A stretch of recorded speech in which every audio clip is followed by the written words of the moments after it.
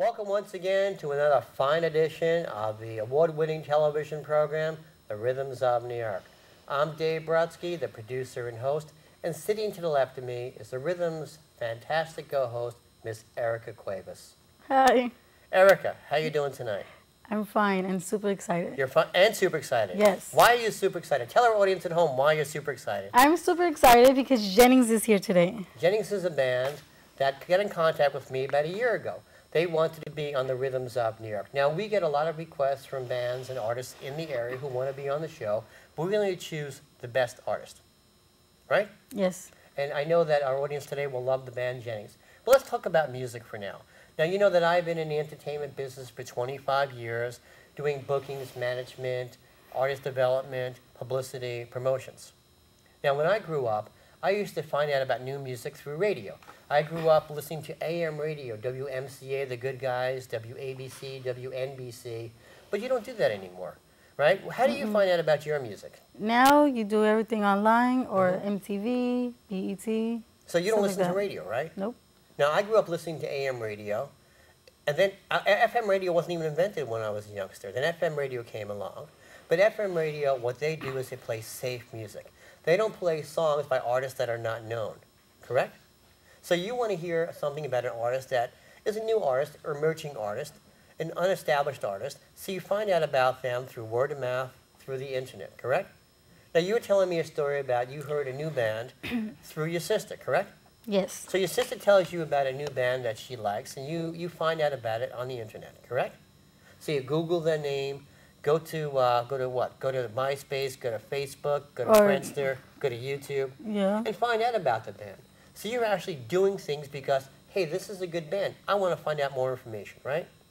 So you're engaging with that artist. Actually, as soon as she told me about it, I downloaded it from iTunes. So you downloaded it from iTunes, right? Okay, so you listen to the music from iTunes, and then you want to find out more about the band, right? So you go to their MySpace page, their Facebook page, you become friends with them on their social networking sites, and you learn about them. You learn where they're performing because you want to go out to see them, and hopefully you like the song, and then you buy the whole album, correct? You know that a lot of artists nowadays give away their music. You know why they give away their music? No, I don't. They give away their music because it's like a calling card. You know, the CD basically is dead. You can't go to a store to buy a CD anymore because there are no stores anymore. So people are buying stuff online. I mean, you physically go to Amazon.com and buy a CD, or CD Baby and buy a CD. But if you really want something immediately, you don't want to wait for the thing to be shipped for 2 weeks, right? And nobody does that anymore anyway. Right. So you download the music. You download the music, you like the music, so you tell your friends about it. And they like the music. And a whole bunch of people get together, they like a band. So if you like one genre of a band, say rock or pop or country, you may like other artists. Because when you go to these websites, they recommend you like Jennings, you may like this other band, right? So that's what happens nowadays with the music business. And because it's not really that expensive to produce an album anymore, and I'm using the word produce an album as opposed to manufacture a CD, you can sit in front of a computer to do this, you have a lot of music out there by undiscovered bands. And the Rhythms of New York gives people, gives bands, gives artists the opportunity that they can't get elsewhere, right? We're presenting visuals, we're presenting interviews with that band, correct? Yes. Right, and our band tonight is called Jennings, and we actually shot a little teaser, which is on our website, with Mary Jennings. It was about 130 degrees in Central Park when we did it, right? Oh my about God. 130 degrees. That was the worst shoot ever. Well, we had a lot of fun. You know, like Yeah, a we did. 6-minute video takes what, like 3 hours to shoot? Oh, But we had a lot of fun doing this, and we know that the band Jennings, you'll like the band Jennings, and here they are. Ladies and gentlemen, for your listening pleasure, Jennings.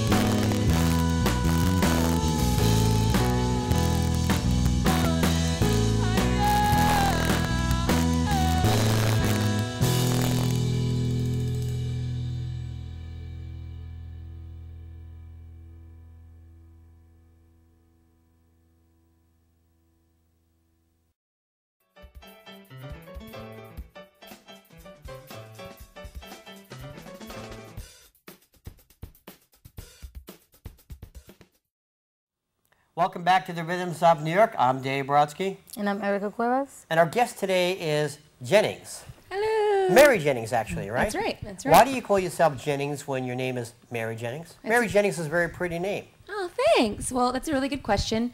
When I first started doing my recording, I had a photographer that was going to be doing my album artwork.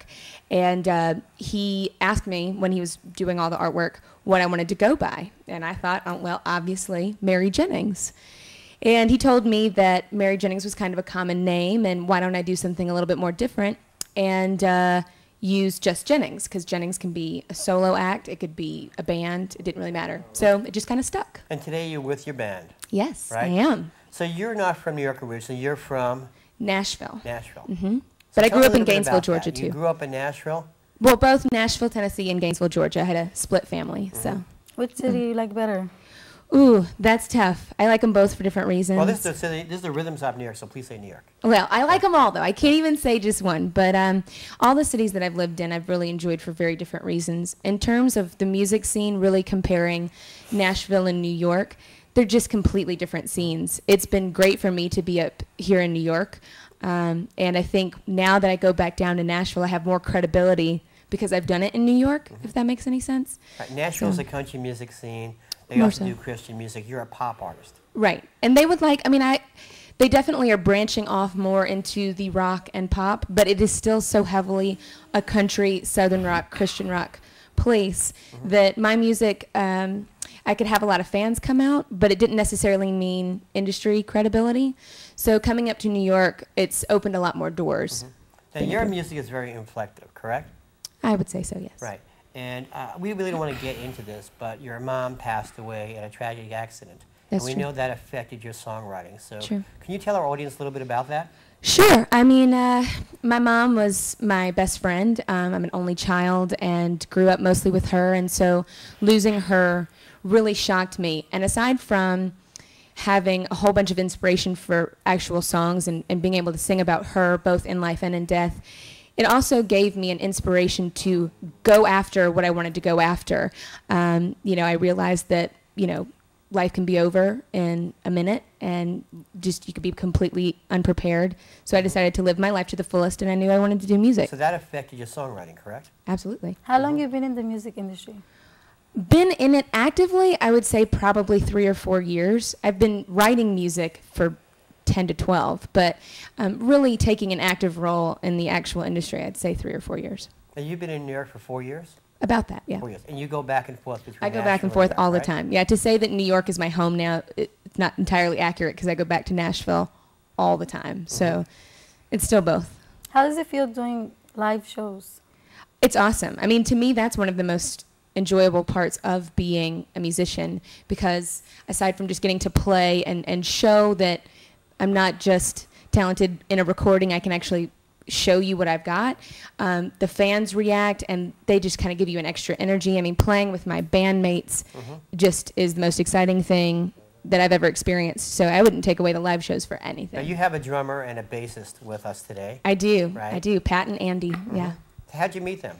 I met them both in different times in different places. I met Pat, the bassist, probably about 3 years ago, I guess, when we were both at South by Southwest. I went down by myself as a solo deal, and he was actually playing with another band called Echoing August, and we all just kind of became friends, and, you know, they really looked after me kind of like big brothers, and it was awesome. So we stayed in touch. You're the little sister, right? That's exactly right. So, you know, we stayed in touch, and then we're able to work together. And then Andy was actually the drummer for the first band that I ever met when I moved to New York. And, you know, I ended up singing backup vocals for that band and hanging out with them a lot. And so I got to know Andy through that, and decided to ask him to play my music as well. Oh my God, Jennings, I just have to tell you, I love your outfit. Oh, thanks. Thank Girls you. talk, ladies and gentlemen. You guys can leave the room right now. We have girls talk. So what are you talk about? The dress?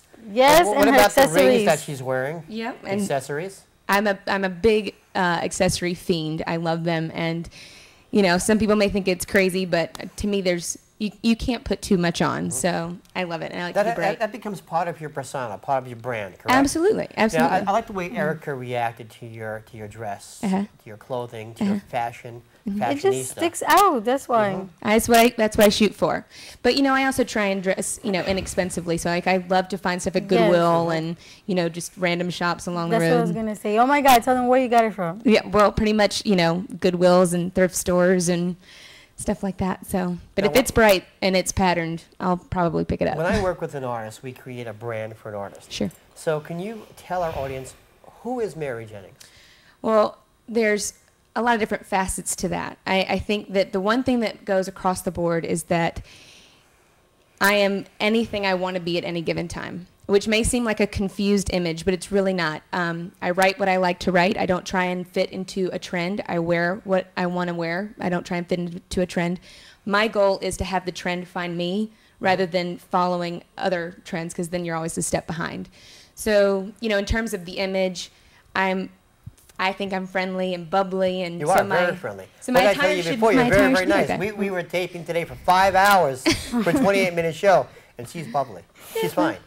There's no reason not to be. No. So I want my attire to, share that, and my music is the same way. I mean, I have sad songs and happy songs and everything else, just like most musicians do. But I would say my brand is any and everything. Like I can be dressed wild, or play a sad song, or maybe be dressed down and, play a happy song. Who knows? So. Right. Now, you released a number of albums. Yes. Both in physical state and also in the digital world. Yep. Tell us a little about your latest release. My latest physical release was the Storybook EP, which came out in 2009, in February, I believe. And it had 5 songs on it, and we've pretty much sold out of those. And we're currently working towards a new album that'll come out in 2011, probably January or February of 2011. But since then, we've been doing a ton of digital releases. As we record it, we put it on iTunes so that people can, kind of stay involved. And we do the free downloads and free CDs and stuff like that all the time too, just to keep people interested. And you interact with your audience, right? Absolutely. I find it easier to interact with your audience now that we have the internet. I mean, I've been doing this well before the internet, because it's a one-on-one with the fan and with the artist, correct? Sure, absolutely. And, I can't travel all over the place all the time. So the best thing about the internet and things like that is that it keeps me connected to fans that are in other countries that are, even, South Carolina. Doesn't matter. So. Now, you have a website, you have a MySpace page and a Facebook page, and we'll give that information at the end of the show. Sure. But we would like to thank you, Mary Jennings and Jennings, along with your bassist, Pat McCarthy, and your drummer, Andy Stark, for being on the Rhythms of New York today. So this is Dave Brodsky. And Erica Quiros. You're watching the Rhythms of New York, and today our guest is Jennings.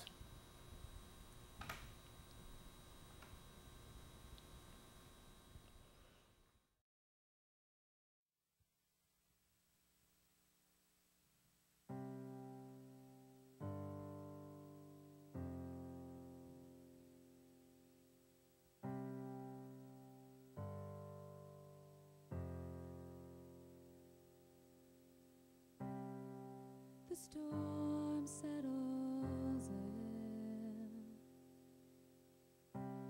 emphasizing the state you're in. Could you be lower down, lower down?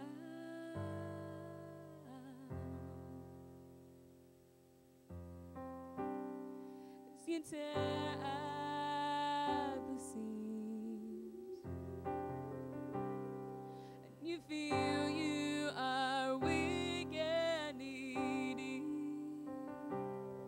and you feel broken down, broken down.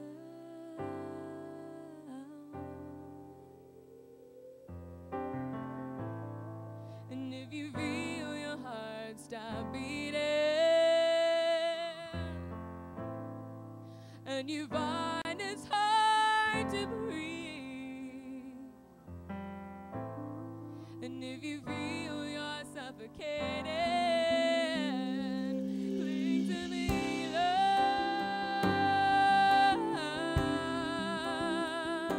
Cling to me, love.